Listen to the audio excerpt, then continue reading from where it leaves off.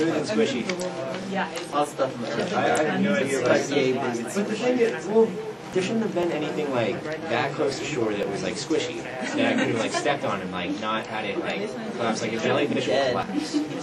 But it didn't feel like a fish. Like, it was weird. I think it might have been like a sea cucumber. There was that big sewage leak. Oh, where was it? Oh, I was in Seal Beach. I was like a mile below that. well, it was When was that sewage leak? That's cool. It was like 2 days ago or God, I something. said that so casually. It's probably Okay, no, never mind. I want to start the Monday. Well, it is random to like to have that experience because usually like you either going to be burned from the jellyfish or Yeah. you don't feel like. There's only a couple that have the spines on the bell, fortunately. And those ones are like really toxic. There's one, I think it's, I know it's well, that's reassuring. orange. It's really pretty though. But you can't touch its bell. Most jellyfish, when you touch the bell, it's like burns. Burn. Pee on your hand. Just saying. I was gonna say it. I don't You look know. like you were on the verge of saying something. Nope. Yeah, it's I'm ready. Oh, well. Just that expectant look. I'm excited.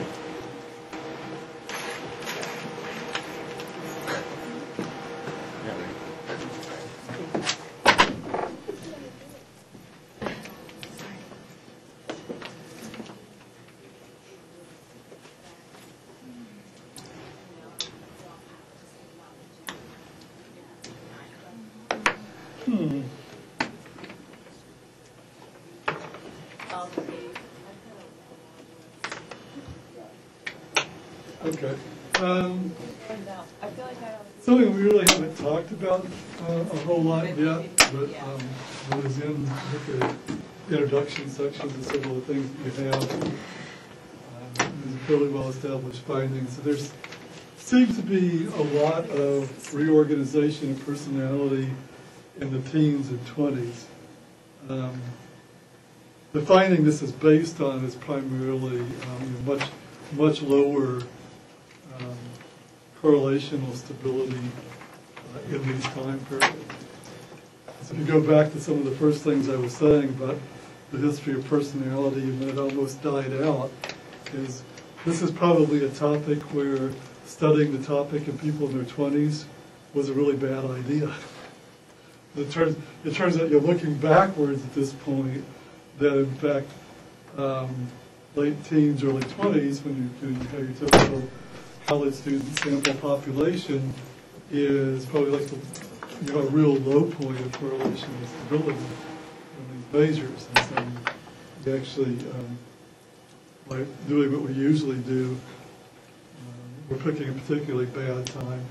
And it's one of the reasons is the fact that it's much more stable from 30 up to something, 60, 70, something like that. Correlationally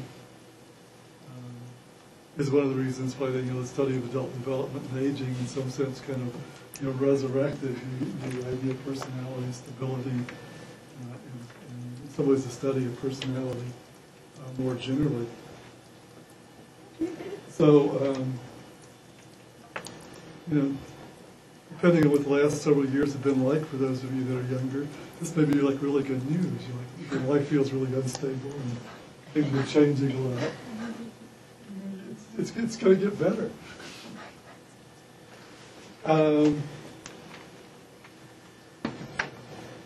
There's some discussion in different papers of to what extent life circumstances can contribute or alter this kind of stability.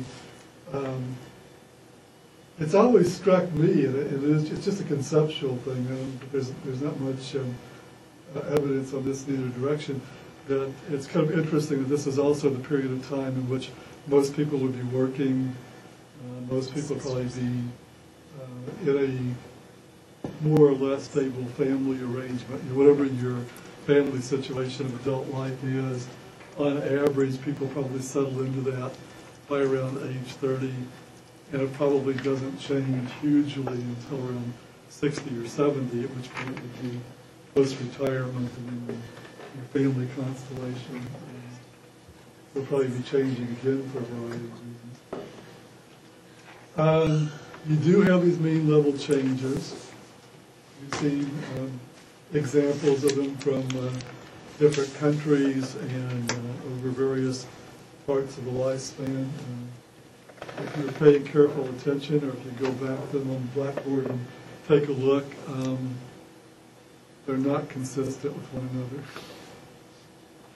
And if you look at the Shy chapter that's assigned for the day, Shy has some, his longitudinal gradients summarized in the figures in that chapter go exactly opposite to what consensus there is suggests. The neuroticism goes steadily upward over the adult lifespan in the Seattle sample, and either conscientiousness or agreeableness, I think it's conscientiousness, actually goes straight down.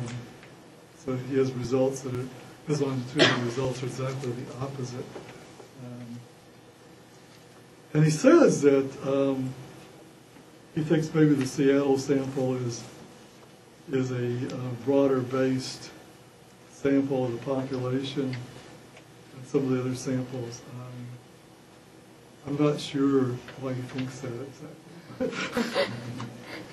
Other than, he had to say something, because when I was editing the book, I asked him to say something. So water, this is like exactly the opposite of what everybody else is reporting. You've got to say something. So that's what he said. Since it was water or something.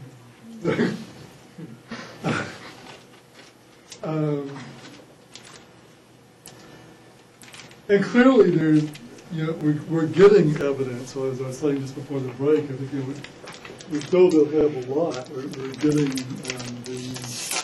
the increase in the studies is itself accelerating quite a bit. So I think in another 5-10 years we'll probably have enough to see if there's any kind of consensus about changes after 75. It certainly looks like in some of the stuff that we have today that there are trends through middle age and maybe up into the young old years that change and go in a different direction after 75 or so. But more time will tell.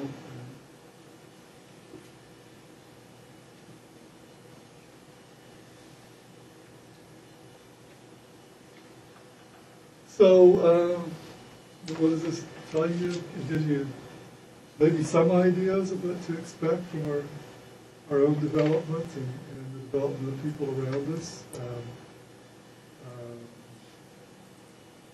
I think it could be, if in fact neuroticism tends to go down over a big chunk of adult life, it's kind of reassuring. You can look forward to getting more conscientious and more agreeable as you get older. That's nice. I think it's not a passive thing. I think you have to make an effort. Because some people can have experiences and it will set them off, and other people can have those same experiences and learn over time to just let it roll off their back. It just sounds so like, oh yes, as you get older. I think I've made efforts to let things roll off my back more, just other things. This is kind of another variation on Felicia's question from before the break. Generally the personality theorists in psych and aging don't argue that stability means, how many negatives am I going to end up with in this? It's true. They don't argue that stability across this period of time means that people can't change. This is actually slightly different than what you said, Kirsten. But Costa and McCrae certainly, and I think many others would argue that people often don't, or to come back to what you were saying, these would be, these are all group averages of trajectories, so that this would be, on average, what life in U.S. and Western European society tends to do to you. So, it makes a certain amount of